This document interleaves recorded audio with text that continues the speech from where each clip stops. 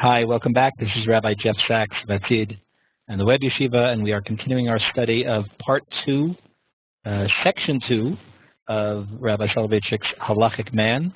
The series is sponsored by our friends, the Betas, Michael and Tiffany Beta, in memory of Rabbi Ezra Labaton, Zichrono Livracha. Rabbi Soloveitchik, again, in this second part of the book, of the work, is describing one particular, perhaps the hallmark characteristic of Halakhic Man, and that is his creative capacity. His creative capacity, Rabbi Soloveitchik's, Halakhic Man's creative capacity. And expanding on what he was talking about last time, in an almost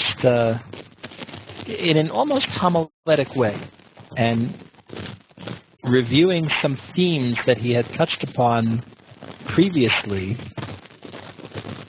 in the first section, he goes on to talk more about man as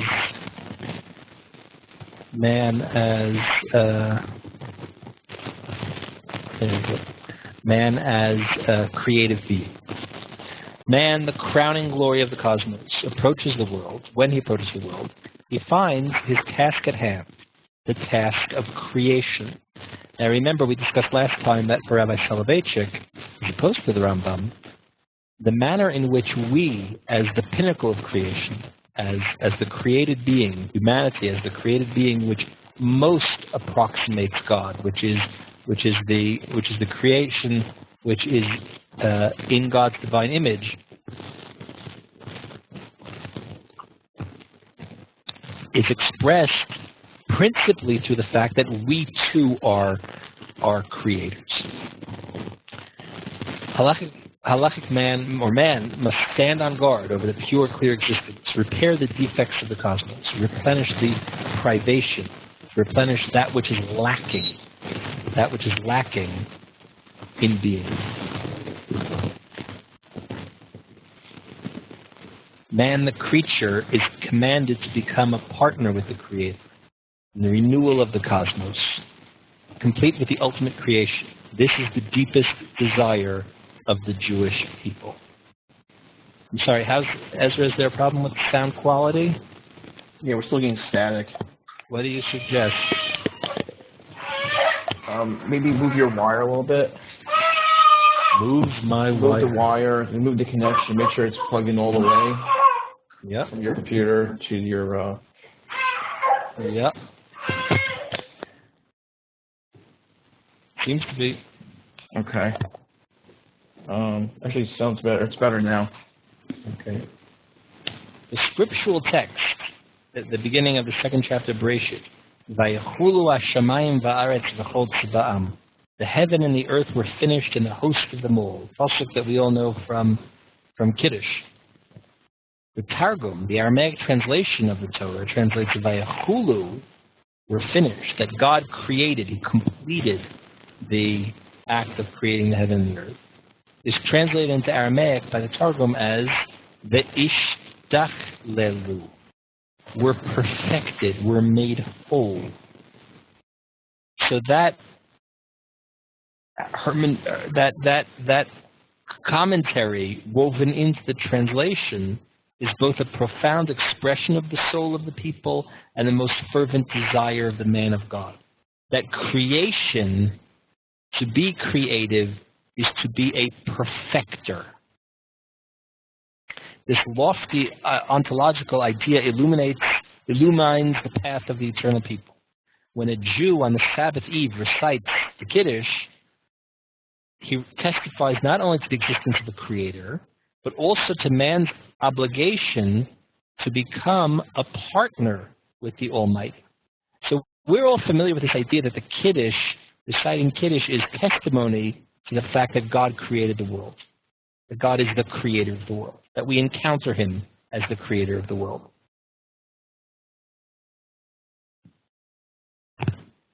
But the Rav is saying that the recitation of Kiddush is also a declaration of man's obligation to be a partner in that creation. Just as the Almighty constantly refined and improved the realm of existence during the 6 days of creation, so must man complete that creation and transform the domain of chaos and void into a perfect and beautiful reality. And this theme, the transformation of chaos into perfection, the transformation of void, of tohu vavohu, into beauty, is the definition, becomes a definition of creation. And now there's this extended, well, tikkun olam, but tikkun olam is a kind of phrase which has taken on all different types of meanings. But in the simplest meaning, yes, tikkun olam, to repair the world, to perfect the world, lahashlim et ha'olam. Not tikkun olam in the kind of social justice sense as it's come to mean. I don't mean that disparagingly. I'm just saying, colloquially, that's how tikkun olam is widely interpreted today in the Jewish world. But here, tikkun olam in a much more primordial sense of acting creatively in this world. And remember our discussions of Adam II in Lowly Man of Faith for a description of what that role might be. When a Jew goes outside and beholds the pale moon casting its delicate strands of light into the empty reaches of the world, he recites a blessing. We're talking about Kiddush Levana. And the rest of the chapter becomes a kind of extended midrash, or a reading of Kiddush Levana. If you're unfamiliar with Kiddush Levana, so take a look in the Siddur. It usually appears at the end of the Shabbos section before Havdalah. And once a month, usually on the Motzei Shabbat following Rosh Chodesh, we go out and we look at the new crescent moon, and we recite a blessing, which is accompanied by other texts and Tehillim and other things as well. But it's reminiscent of, and the Rav doesn't spell this out exactly, but it's reminiscent of the very, very well-known midrash, which we know through Rashi, of course, about the creation of the sun and the moon. Briefly told, according to the original plan of creation, the sun and the moon were meant to be co-equal. The moon having complained, and there's a kind of textual impetus that's motivating the midrash, not necessary for understanding our section now. The Torah describes the sun and the moon as the two great lights, as the two lights. And then it describes one as the Ma'or Hagadol, the sun, and the other one as the Ma'or HaKatan, the lesser one, the moon. So if initially they're both these kind of great lights, and then one becomes large and one becomes small, so the Midrash wants to know, how'd that come about? And the Midrashic imagination fills in a backstory. That originally the sun and the moon were meant to be co-equal. And the moon complains. Can't be that two kings wear one crown. It can't be that in the universe, or at least in our solar system, there are two co-equal powers. And God punishes the moon. God tells the moon, you're right. You can't have co-presidents. You can't have two kings. And therefore you will be made less. And the waxing and waning of the moon, the replenishing of the moon, takes on all types of mystical and later Kabbalistic notions that originate with that midrash, the idea that the moon's return to her original size is an indicator of the redemption. And the symbolism of the moon as a symbol of the redemption, as a symbol of trying to return and recapture past glory, is already present there. That creation itself has been damaged, has been lessened.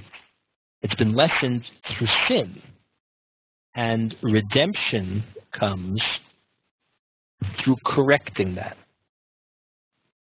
The natural, orderly, cosmic phenomena precipitates in his religious consciousness both melancholy thoughts and bright hopes. He contemplates the spectacle of the lawful cycle of the waxing and waning of the moon, and sees in it a symbol of defectiveness and renewal. Just as the moon is defective and then renewed, so creation is defective and then will later be renewed, replenished. To be sure, God with his words created the heaven. He gave them a fixed time so they should not alter their appointed charges. This is a quote from the Bracha. We are not speaking here about any mythological notions, heaven forbid, but about the cognition of the natural law governing the course of the heavenly host based upon clear, precise astronomical knowledge.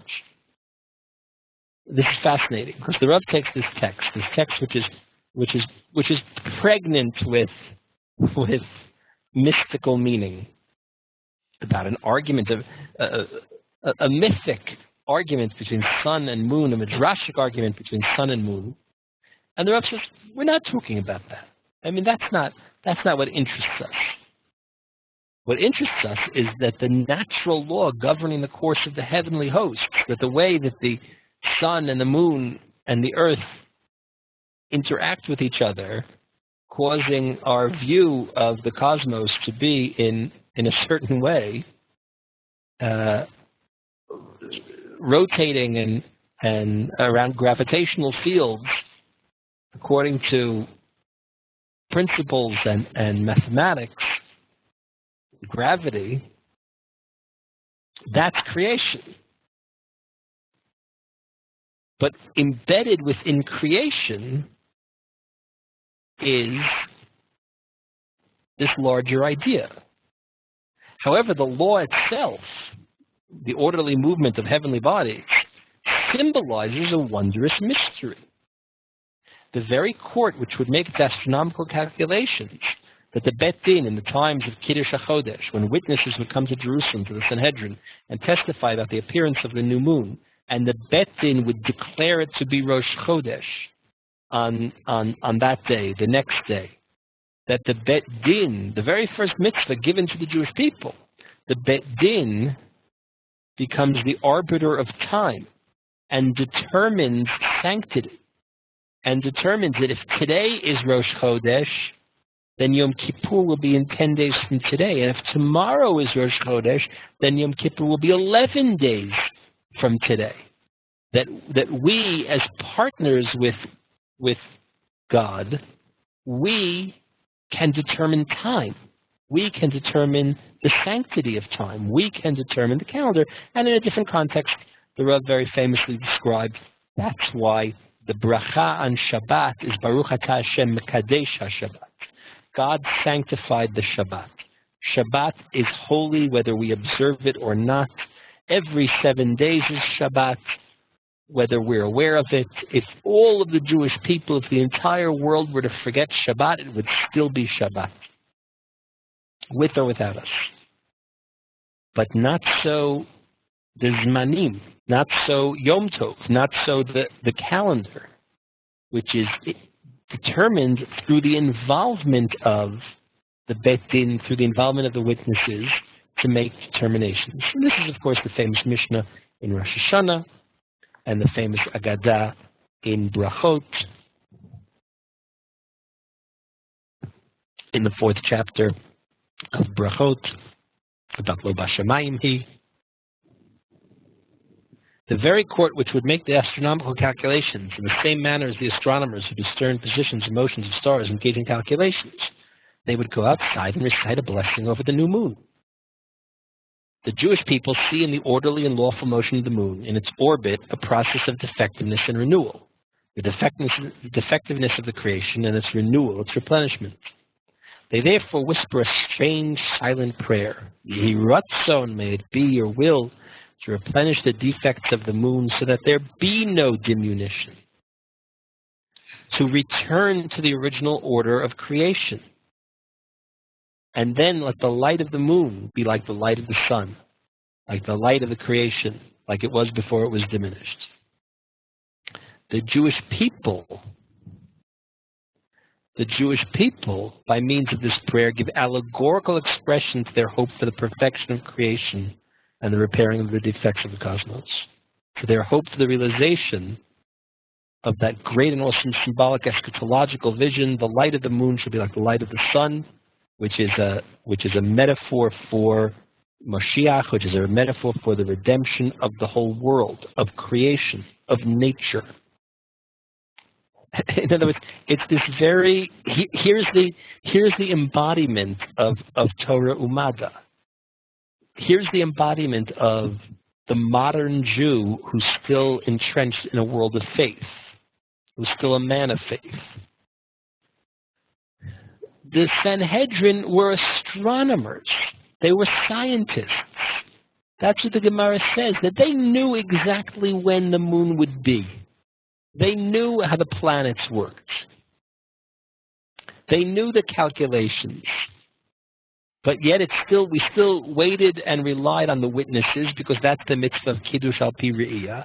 And when the moon would be sanctified, which they knew mathematically, they were cognitive men.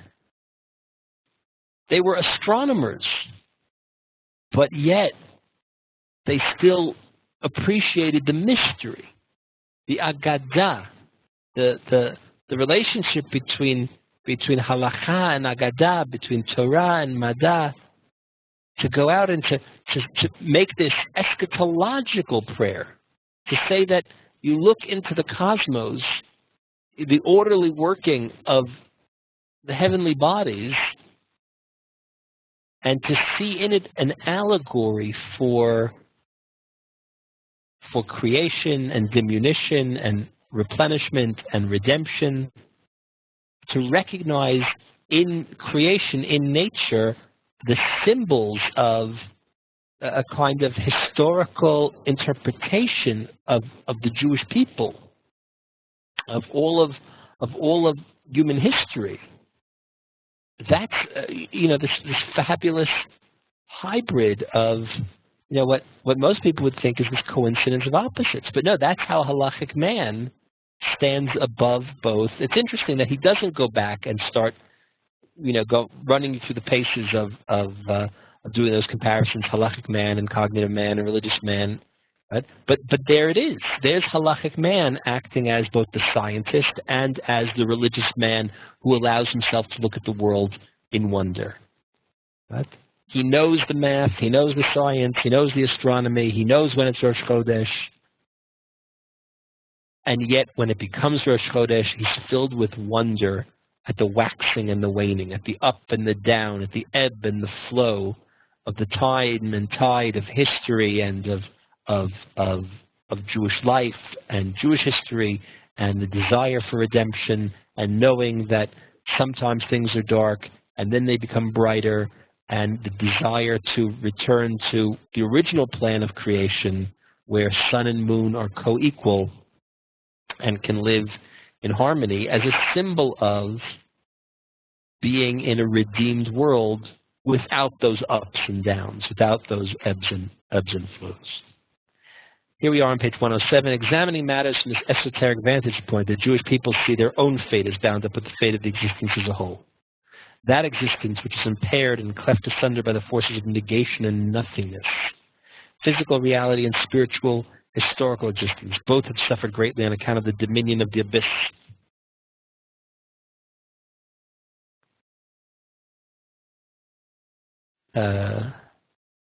I'll skip ahead. Man is obliged to perfect what his Creator impaired. This idea that God willfully, intentionally left in creation work for us to do. Reish Lakish said, what is the new moon goat offering different? In that the phrase, Chatat Lashem, a sin offering to the Lord, is used in connection with it. whereas ordinarily the phrase sin offering is used without the addition unto the Lord. In other words, when we're talking about the korban of Rosh Chodesh, the musaf of Rosh Chodesh, it has this kind of linguistic addition, that it's referred to as a chatat, a sin offering, and it's a sin offering for God. Now, the simple meaning of the pasuk is that it's a sin offering that we offer Lashem, to God. But again, midrashically, the Gemara reads it as it's a sin offering for God. The Holy One, blessed be He, said, "The goat shall be an atonement for my diminishing the moon."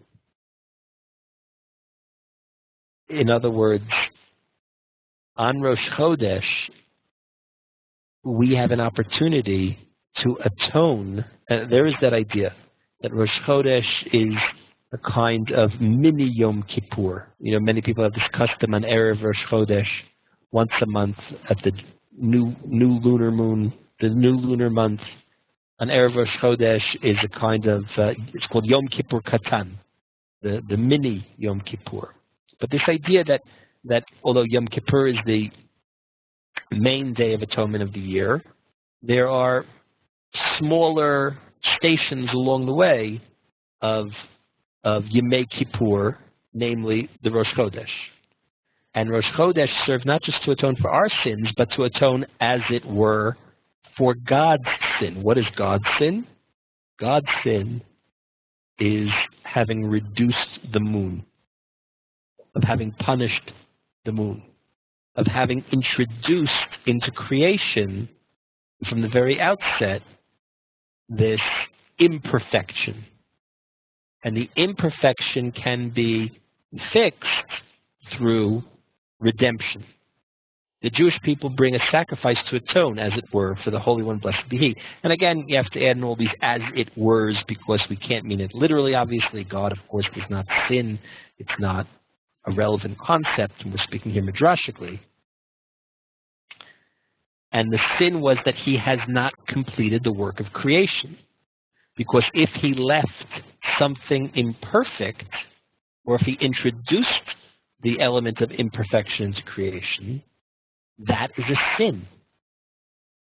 The sin, the mitzvah, the command, the obligation that we are under is to perfect, is to vayachulu, is to create and to perfect. And leaving imperfection, leaving the work undone,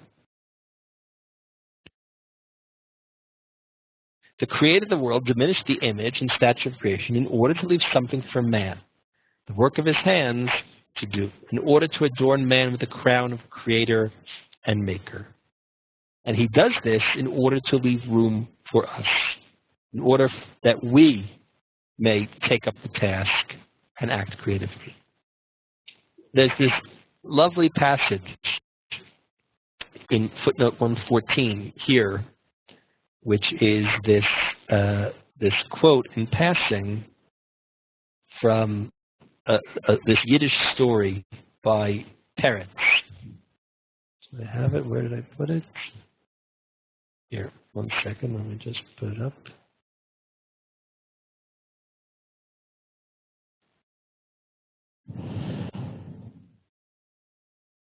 Yitzchak Leib Peretz was one of the most significant Yiddish writers of the early 20th century. The Rav was exposed to some of these Yiddish writers.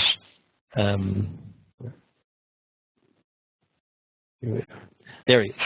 Yitzchak Leib Peretz, 1852 to 1915. The Rav was exposed to some of these Haskalah, these figures of the Jewish Enlightenment, literary figures, Mendel and Mocha Sfarim, and Peretz, and Bialik, who was, of course, a great Hebrew poet. He was exposed to them in his youth. He was exposed to them principally through his mother. And they were things that remained with him and that he would draw on them, possibly because he knew that they were things that still resonated with the audience that he was speaking to and writing to in mid-20th century America. And just as likely because some of those things were things that really did latch on to his onto his soul and really did resonate with him. And he quotes this story, the story of a little boy. The innkeeper's appealing little boy with his jerky movements and his curls full of feathers still haunts me, says the narrator of the story. Now he stands before my eyes with a scallion in hand, and he wails. He wants another scallion. Or I hear him at evening prayer at Mariv saying the Kaddish in such a childlike, plaintively earnest manner that it pierces my very heart. Hopping on one little foot, he stretches his face upward to the moon. The little boy sighs. Did he see a star fall? No. Oh, he says, how I wish Moshiach would come. What? I want the moon to become bigger already. It's such a pity on her.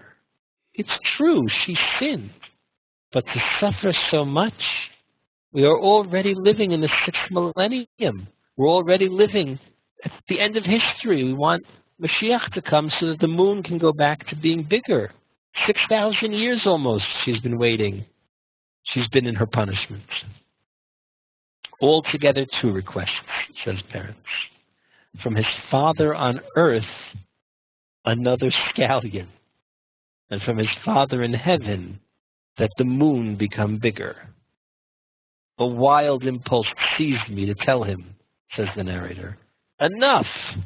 Your father down here will soon get married again. Soon you'll have a stepmother. You'll become a stepchild. You'll have to wail even for a piece of bread. Forget about the scallion. Forget about the moon. And then the Rav comments, those downtrodden, often externally unappealing shtetl personalities, the itinerant peddler hawking his needles, threads, and thimbles in the villages of the paneled settlement, the plain, often coarse innkeeper, the fleshy villagers, were all nevertheless imbued with an inner bewitching attractiveness. An ember of holiness still smoldered in the hearts of those figures who were drowning in almost overwhelming, soul-crushing worries, pressures, troubles, a wondrous flame burning in the depths of their being, lit up their desolate and oppressed spirits. On the one hand, it seemed as if all they were concerned with were the few miserable pennies and bare physical necessities they had to struggle to obtain, like the abandoned, lonely orphan boy, soon to be the object of his stepmother's wrath, who so longed for just that second scallion. But yet, on the other hand, they yearned for the reign of the cosmic righteousness. He goes on to describe it at a little greater length. But this idea, the dichotomy, that the Jew was both simultaneously praying for redemption, but not redemption for himself. Not that we should be rescued from this kind of stage of history that we're in, but that the world should be rescued. And on the other hand, also, by the way, I need lunch. I need another scallion to chew. Those of you that remember the other parrot story, but Ban Schweig, which the Rav would also comment on, we've talked about it before, is a similar theme. Ban Schweig is this Jew, he's the holiest Jew of his generation, although he may be unaware of it. When he dies, he goes up to the Bezdin Shalmala, and they say to him, whatever you want, Banshi, you name it. What would you like? And all he can muster up is the energy to ask for a little roll with some butter. And the Bezdin, or God himself, cries and says, had Bansha asked that I send the Mashiach, I would have sent him right now. But that's the problem. When you're so hungry that all you can think of is wanting a roll with a little butter, it's hard to remember to ask that God should send the Mashiach. The perfection of creation, going back to the text on the bottom of page 107, the perfection of creation, according to the view of Halakhic Man, is expressed in the actualization of the ideal halakha in the real world. Hold on. Here at the top, page 108. And once again, we see revealed before us the divergent approaches of the halakha and mysticism. While mysticism repairs the flaws of creation by raising it on high, by returning it back to the source of pure, clear existence, that's the motion of homo religiosus, of religious man, trying to escape this world and to return to that on high. Halakhah fills the deficiency by drawing the Shekhinah down into the lowly world, by contracting transcendence within our flawed world. And then, slightly repetitive, there's this description of tzimtzum, of that contraction, which I'll skip because we did talk about it at great length earlier. Here, at the bottom of page 108, if a man wishes to attain the rank of holiness, he must become a creator of worlds. If a man never creates, never brings into being anything new, anything original, then he can't be holy to God. That passive type who is derelict in fulfilling his task of creation cannot become holy. Creation is the lowering of transcendence into the midst of our turbid or murky, coarse, material world. And this lowering, the bringing of the halakha down into this world, can only take place through the implementation of the ideal halakha in the core of reality. Realization of the halakha is contraction equals holiness equals creation. But man himself symbolizes, on the one hand, the most perfect, complete type of existence, the image of God. And again, remember, the image of God means that we too are creators. But on the other hand, man represents the most terrible chaos and void to reign over creation. This contradiction that one finds in the macrocosm between ontic beauty and perfection, between real beauty on one hand and perfection and monstrous nothingness, also appears in the microcosm in man. For the latter incorporates within himself the most perfect creation, the most unimaginable chaos and void, light and darkness, abyss and the law, a coarse, turbid being, and, on the other hand, a clear, lucid existence. On one hand, we are the beast, and on the other hand, we are the image of God. This is a theme that occupied the Rav throughout his life, the dualism, which is man, that we are both angels and we are animals, that we are like God and we are no better than the beast of the field. All human thought has grappled with this strange dualism that is so pronounced in man and has sought to overcome it. From Plato and Aristotle, who distinguished between the nutritive soul, the sensitive soul, the rational soul. This is also an idea that's taken up by the Rambam in the Shmona Prakim, which we learned a while back, to the psychoanalytical school of Freud and his followers, who sought to probe the depths of man's subconscious. This problem of dualism keeps reappearing and demanding its resolution. Judaism declares that man stands the ground. And again, just to go back, in creation there is a dualism. Creation on one hand is law-governed and ordered, but it is holding back. This is the idea we talked about last time. It's holding back chaos and void. When God created the world, he did not remove tohu vavohu. Creation did not supplant tohu vavohu. Chaos. It stands alongside. Bereshit bara Elokim et hashamayim v'et haaretz. And within creation, there is tohu vavohu.